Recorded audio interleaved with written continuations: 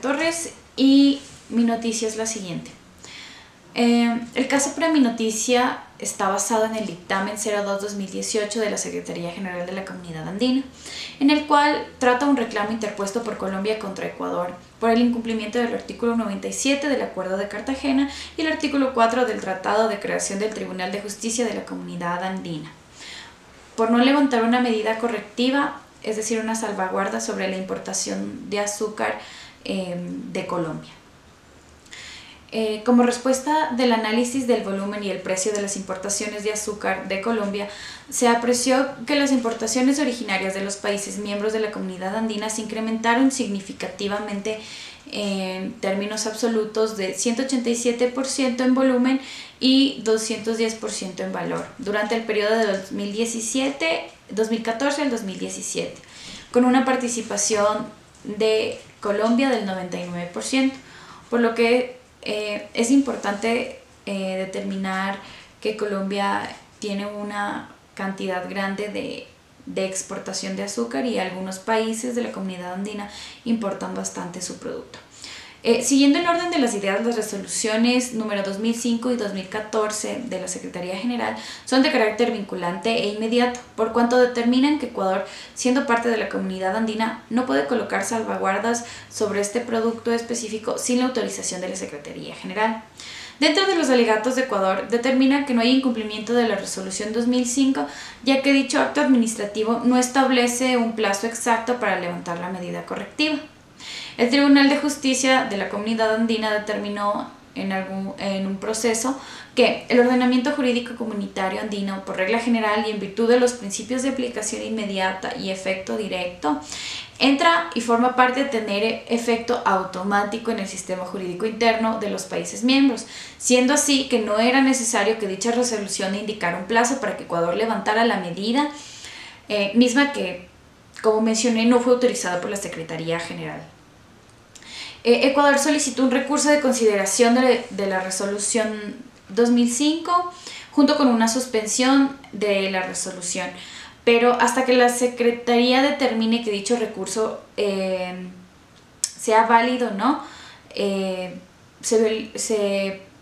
causaron daños y perjuicios. Entonces, mientras pasó el tiempo, la Secretaría determinó que dicho recurso carecía de objeto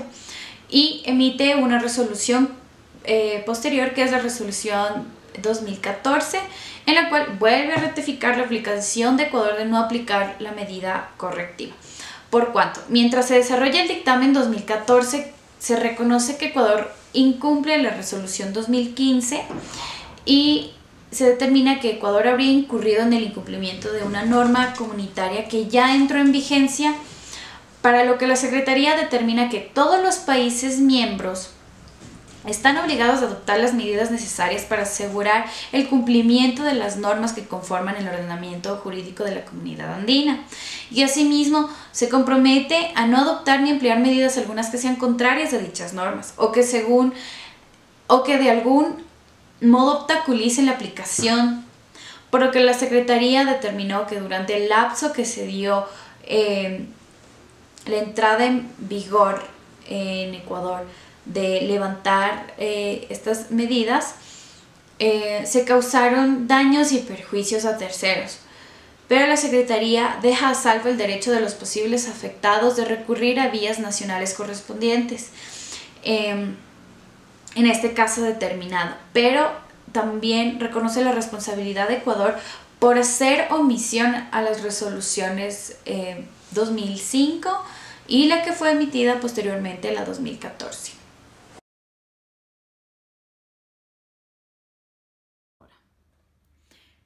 Para mi marco teórico de mi noticia he tomado el Manual de Derecho Internacional Público de Sánchez Ángel, Fernández Tomás y Ortega Juan, en el que determinan que la responsabilidad internacional surge asociada a la reparación de daños que causaron la Segunda Guerra Mundial. La fundamentación clásica radica en la culpa del Estado que ha actuado en contra del derecho de gentes. Por lo tanto, la responsabilidad es la adecuada para canalizar la exigencia de una reparación frente a otro Estado. Por otra parte, son las organizaciones internacionales quienes usualmente actúan coordinadamente frente al Estado que violenta la obligación, imponiendo una sanción colectiva, como es el caso de las contramedidas, siempre y cuando no impliquen el uso de la fuerza. Para determinar la responsabilidad internacional mediante la ilicitud de un hecho internacionalmente relevante, la doctrina determina dos elementos, el elemento subjetivo y el elemento objetivo. El elemento subjetivo inicia con la idea de que existe un común acuerdo en que los estados deben responder por los actos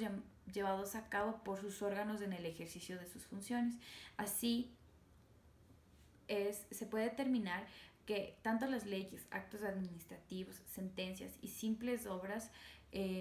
son actos que pueden constituir responsabilidad estatal. El elemento objetivo, para determinar que el hecho es ilícito, este hecho se produce cuando la actuación de un Estado no es conforme a lo que se exige de él en una obligación internacional. Y dentro del elemento objetivo se determina las consecuencias de una violación grave. Para el Estado responsable, el efecto es que debe cesar el incumplimiento de la obligación, debe empezar a cumplir con garantías de no repetición y reparar. También existen circunstancias excluyentes, de las cuales la más importante es la contramedida. Las contramedidas son medidas de autotutela en las cuales el Estado lesionado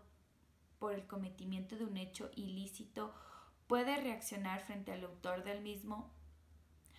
y dicha actuación debe estar dentro de las condiciones y límites.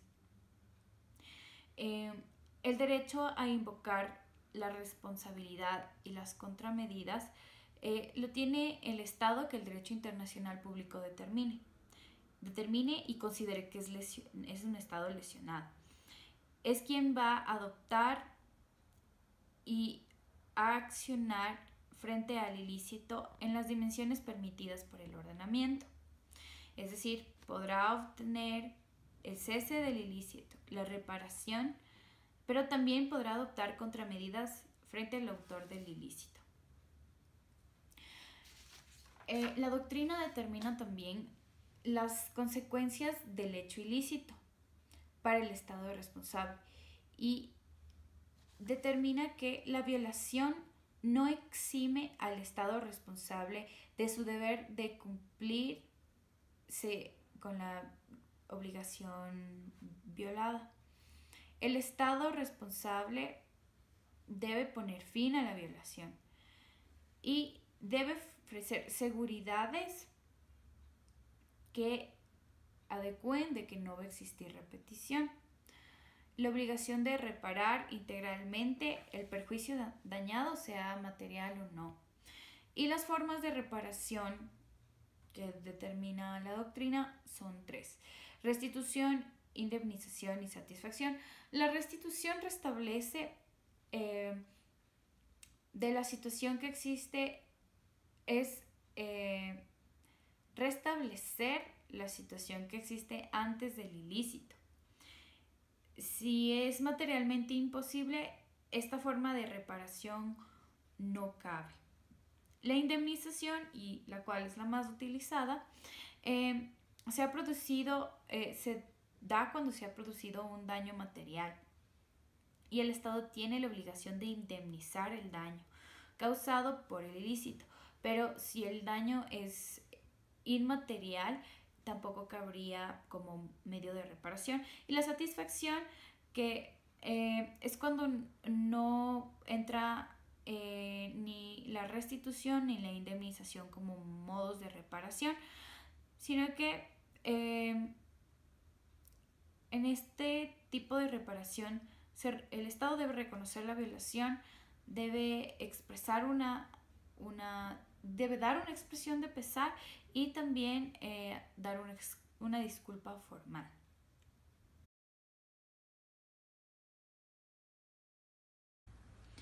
Muy bien, para el análisis de mi noticia, hay que caracterizar que para la atribución del hecho ilícito al Estado del caso que anteriormente les comenté, se reconoce el elemento subjetivo según la doctrina,